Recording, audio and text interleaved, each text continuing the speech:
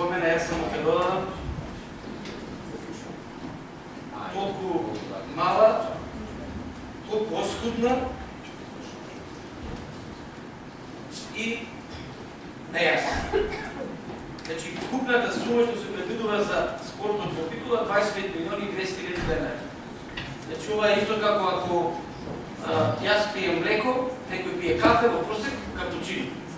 Не пиши, нигде не пиши колку пари, зашто ги отделиме. Значи, колку ќе одат за спортските клубови, колку ќе одат за училишниот спорт, колку ќе одат за помош на разни спортски манифестации и така натаму и така натаму. Купна сума 25 милиони и 200 хиляди лева и завршим на работа. Едната сугестија, една забелешка што ја имам во оваа програма за спортот и уште една забелешка, ако молам колегата председател на комисијата да слушни. Ќе читам. Значи, седмата ставка вели вака. Општина Битола во насока на унапредување на спортот ќе ги поддржува и финансира професионалните спортски клубови регистрирани на подрачјето на општина Битола. Значи, со ова не се сложувам, затоа што треба да биде дефинирано. Професионални спортски клубови во кој што кособственик или акционер е и општина Битола. Тоа би го прифатил.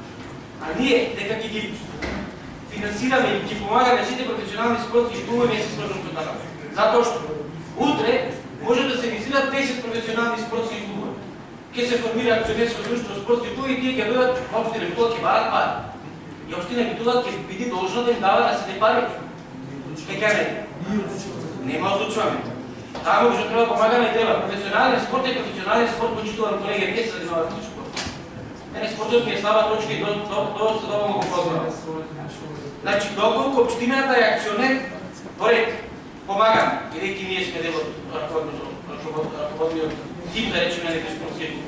Меѓутоа, некој на територија на општина Битола, утре ги сеат 50-60 спортски клубови. Врз основа на оваа програма, каде што е во целост, затоа што не е дефинирана. Значи, тој има право да бара, така? Има право да не критикува. Не се служам. Јас сакам да ме демонстрирате, доколку речам се изримам ништо, вака ништо како што објаснувате дека во светот, во западот и сегде има ваква работа, нема ваква работа. Професионален е Манчестер Юнајтед, точка. Тој си финансира и крајна приказна. Не му дава ни општината, ни граѓаните, ни никој. Тој за тоа оставува профит, за тоа си има спонзори, за тоа си има луѓе што сакаат да бидат рекламирани и така се финансира. И тоа ние финансираме затоа што спортот ни е на нула равниште во државата, затоа што сакаме да помогнеме нешто да тргне и затоа и општината е дел од тие акционерски друштва кои што се таму во раководниот фудбалот и кошарката, каде што секоја година одделваме по 9 месеца, ако не одделваме и тоа ќе го немаме. Јас тие забелешки ги имам, доколку некој сака да